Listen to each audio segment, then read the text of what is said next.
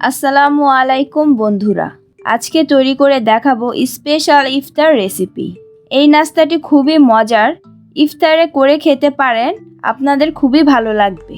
এই নাস্তাটি আপনারা ফ্রোজেন করে রাখতে পারেন আর রমজানে সারা মাস জুড়ে খেতে পারবেন এই নাস্তাটি। তো দেরি না করে শুরু করা যাক আজকের রেসিপি। নাস্তাটি বানানোর জন্য নিয়ে নিচ্ছি 1 কাপ সিদ্ধ করা আলু। আলুটা ছিলে ম্যাশ করে নিয়েছি। এতে দিয়ে দিব একটা পেঁয়াজ কুচি, 1/4 কাপ ধনেপাতা কুচি, 1 টেবিল স্পুন কাঁচামরিচ কুচি। এর সাথে দিয়ে দিব স্বাদ অনুযায়ী লবণ, 1 টিস্পুন ভাজা জিরার গুঁড়ো, 1/2 টিস্পুন ধনে গুঁড়ো, 1 টিস্পুন মরিচ গুঁড়ো, ঝালটা আপনারা বুঝে দিবেন, 1/2 টিস্পুন গরম মশলা, সামান্য পরিমাণ গোলমরিচ গুঁড়ো দিয়ে ভালো করে মেখে নিব। খুব ভালো করে মেখে নিতে হবে, আলুর সাথে যেন মশলাটা ভালো করে মিশে যায়। আলুটা মাখা হয়ে গেছে, এবার দিয়ে দিব 1/4 কাপ কর্নফ্লাওয়ার। এই পর্যায়ে আবারও ভালো করে মেখে নিব। আপনাদের হাতের কাছে যদি কর্নফ্লাওয়ার না থাকে তাহলে চালের গুঁড়ো দিতে পারেন। মাখা হয়ে গেছে, এখন গোল করে নিব। একটি বাটিতে 3 টেবিল স্পুন ময়দা, 1 টিস্পুন লবণ, 1/2 টিস্পুন মরিচ, পিঞ্চ অফ গোলমরিচ গুঁড়ো দিয়ে অল্প পানি দিয়ে একটা ব্যাটার বানিয়ে নিব। এমনভাবে ফেটে নিতে হবে যেন কোনো লাম্পস না থাকে। ব্যাটারটা ঠিক এরকম পাতলা হবে।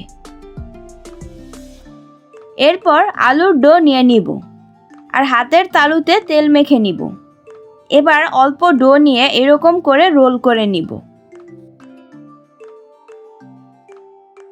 সবগুলো রোল বানিয়ে নিয়েছি।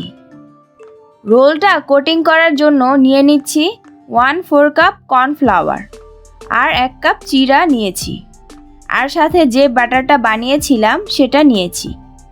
একটা রোল নিয়ে কর্নফ্লাওয়ারে ভালো করে কোট করে নিব, তারপর ময়দার ব্যাটারে ডুবিয়ে নিব। এবার চিরার মধ্যে ভালো করে কোট করে নিব।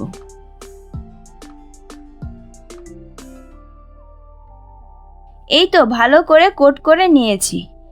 সবগুলো নাস্তা কোট করা হয়ে গেছে, এবার ভেজে নিব। সেজন্য তেলটাকে হালকা গরম করে নিয়েছি।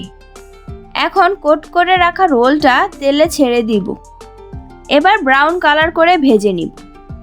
এই নাস্তাটি চিরা দিয়ে কোট করার পর এয়ারটাইট বক্সে ভরে ডিপ ফ্রিজে রেখে সারা মাস জুড়ে খেতে পারবেন।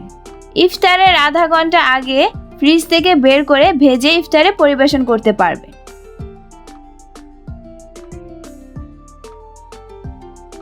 এরই মধ্যে সুন্দর একটা কালার চলে এসেছে। এবার স্ট্রেনার দিয়ে তেল ছেঁকে তুলে নিব। তৈরি হয়ে গেছে ইফতারের স্পেশাল চিরা রোল। এই তো দেখতেই পাচ্ছেন নাস্তাটি কতটা ক্রিস্পি হয়েছে। গরম গরম ইফতারে এটা পরিবেশন করতে পারেন, আর বাচ্চা থেকে বড় সবাই এই নাস্তাটি বেশি পছন্দ করবে। আশা করছি আজকের এই সহজ ইফতার রেসিপিটি আপনাদের সবারই ভালো লেগেছে। ইফতারিতে অবশ্যই ট্রাই করবেন, আপনাদের খুবই ভালো লাগবে। রেসিপিটি ভালো লাগলে ভিডিওতে লাইক করবেন, কমেন্ট করে জানাবেন কেমন হয়েছে। বেশি বেশি সবার সাথে শেয়ার করবেন। নতুন নতুন আরও মজাদার রেসিপি পেতে চ্যানেলটি সাবস্ক্রাইব ও বেল আইকনে প্রেস করবেন। আল্লাহ হাফেজ।